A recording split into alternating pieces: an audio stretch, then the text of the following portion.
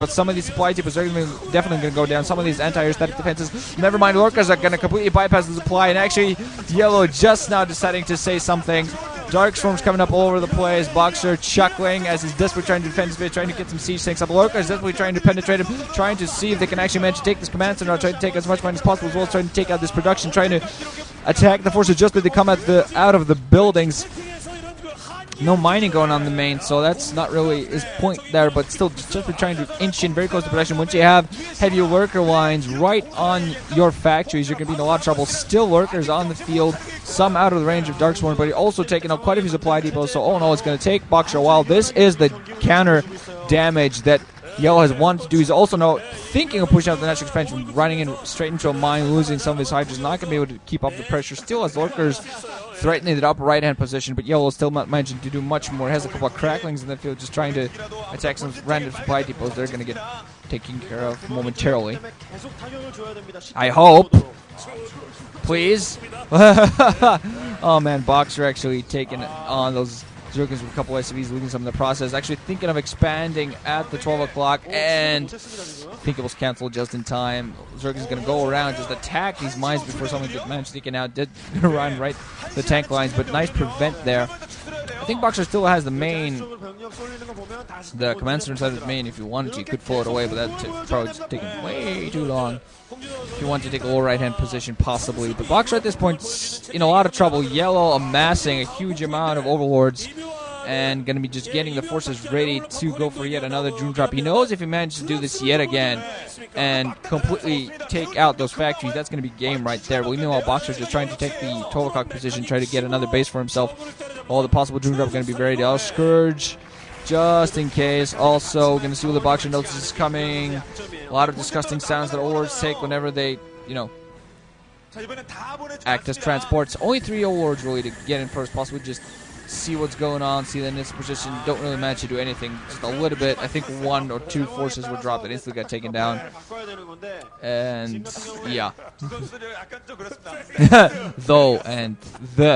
Thanks. Yeah, thanks for running straight. Boxer actually says thanks. Thanks for running straight into my gigantic turret line and Goliath line and get fully taken out.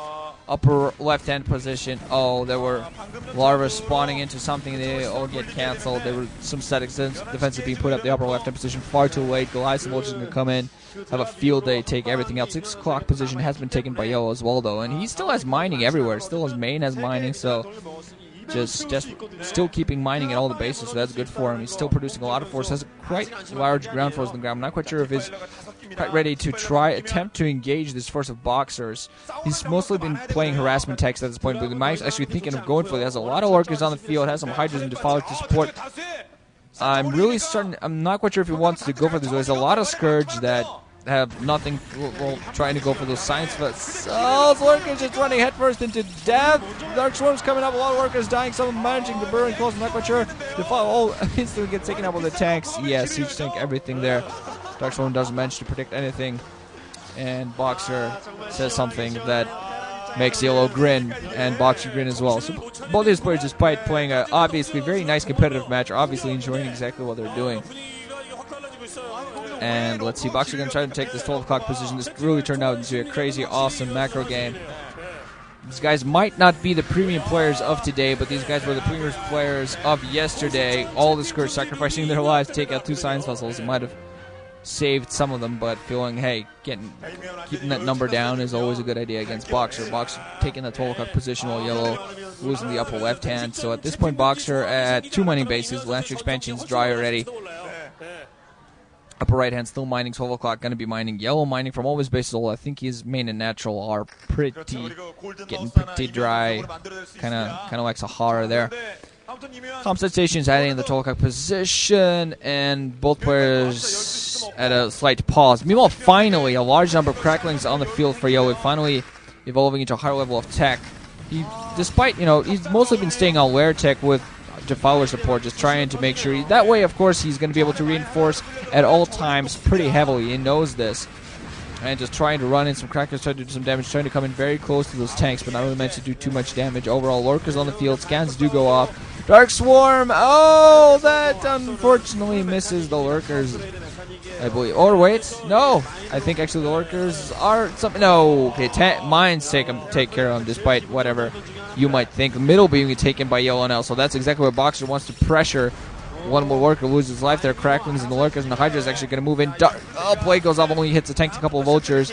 There's that Defiler going to lose his life. Oh no, going to get loaded into an overlord before anything else. Meanwhile, yellow using this opportunity to try to move his Hydras very close to those tanks, trying to get this out. There are mines there. Oh, trying to run headfirst into the mines, trying to get them. The dragon, the tank. Let's see what happens. More tank going down. Oh, I thought he almost would have managed to get a few more mine drags in there. Clear that tank line, not quite managing to. Getting his overlords needlessly attacked at that middle there, just waiting for reinforcements to come in. Cracklings, the Hydras come in, get attacked by mines, but he is going to clear up this middle and is going to hold it, although it is damaged, so he's going to have to put up some static defenses and make sure it's defended. But yellow, base-wise, definitely taking advantage. Boxer, meanwhile, apparently thinking of expanding the upper left-hand position, desperately needs some bases so he can keep up production at this point.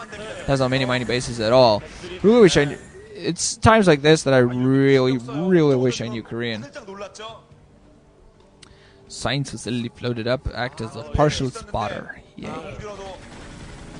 Oh, Goliath's again going to go for the middle, going to take this entire thing out. And I honestly need a sip of water, but it's like it's not. My bottle is not open. Damn it. Goliaths have taken out the middle, though. There are going to be Hydras trying to move in, try to push them back. Goliaths are going to push back a little bit. They have a CV there for support.